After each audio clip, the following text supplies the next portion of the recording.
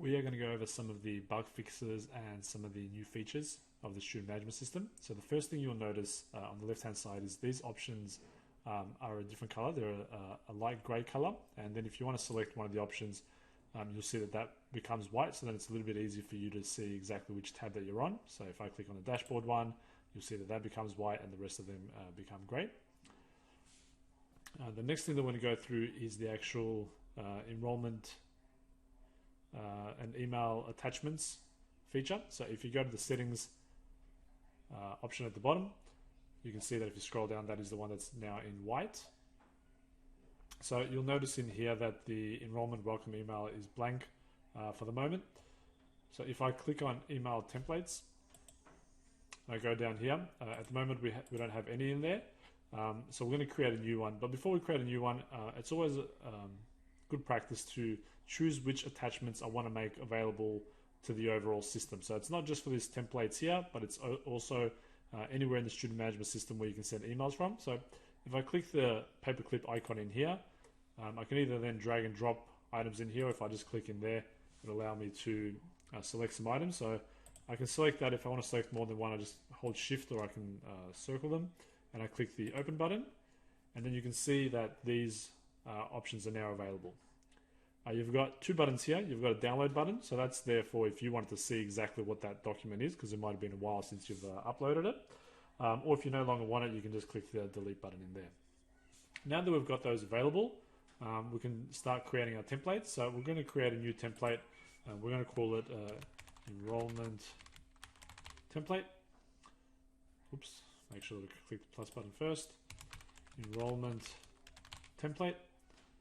This is for our own internal reference, so nobody else sees this. This is the actual subject of the email, so it can be something like, thank you for your enrollment. And then in here, we're just going to paste the previous enrollment one that we had in there. Now, this is the same one that you were previously using, so it's got the generic information up there, and then it's got the dynamic fields in there. And underneath that, it doesn't have to be underneath, it can be really anywhere, but just sort of makes sense just from a visual point of view that you put it underneath. You can select the attachments that you previously uploaded. So if there's an attachments button here, and I can select either one of those. So if I click that one, it just means that that image is now going to be a part of this email. If I want to include more than one, then I just click the second one there. And then once I'm happy with that, I can just click the save button. And now that's now saved with those two attachments as part of that email. If I no longer want to include the attachments as part of this template, you can see with the attachments, there's actually, it's very similar to the dynamic fields where it's got a parenthesis around the name. But this one with the attachments, it's a double parenthesis, and that indicates that it's an attachment. So if I just select that and I delete it, and then I just click update, now that'll only have one attachment as part of that template. So now I can use this template anywhere within the student management system. So if I scroll back up to the welcome email, if that's what I want to use for the welcome email, I just click custom templates. I click that. Maybe that's a bit of a less of a gap up there.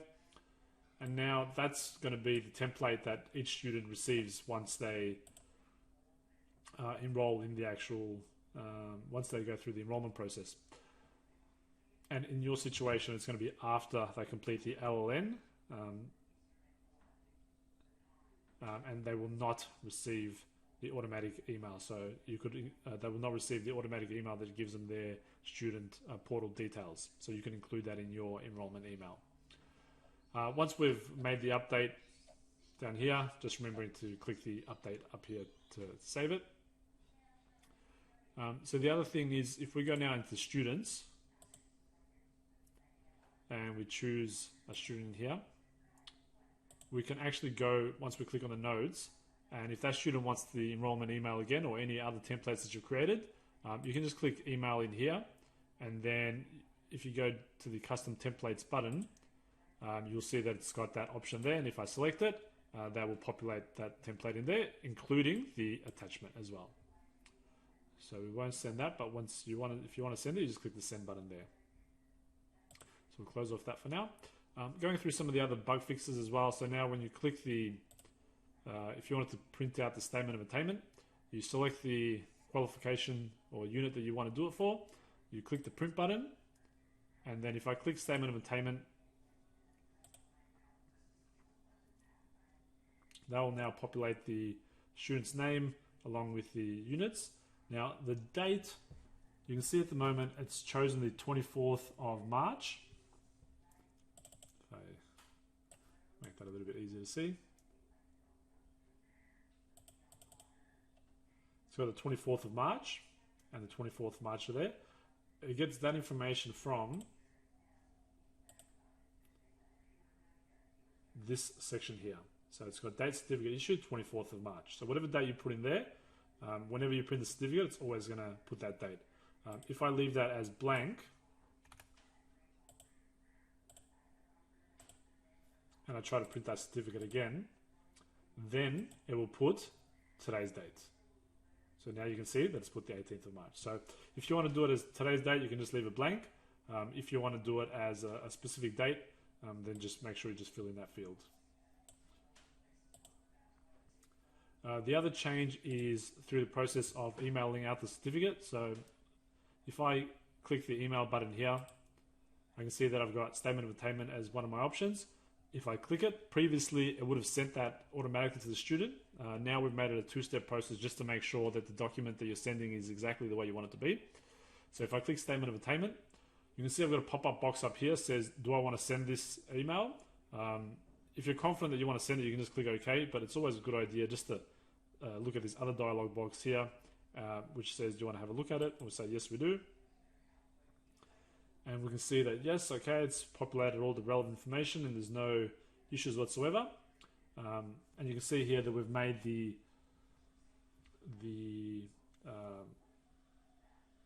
logo a little bit easier to see here, the seal I should say. We've made the seal a little bit easier to see by changing the color of the text.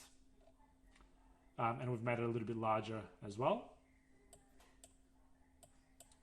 So if I close that off, so since we're happy with that, we can just click OK, and then that will then send it to the student.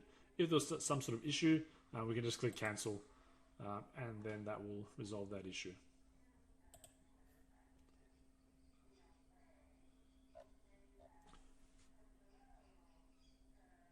That's pretty much it for this video.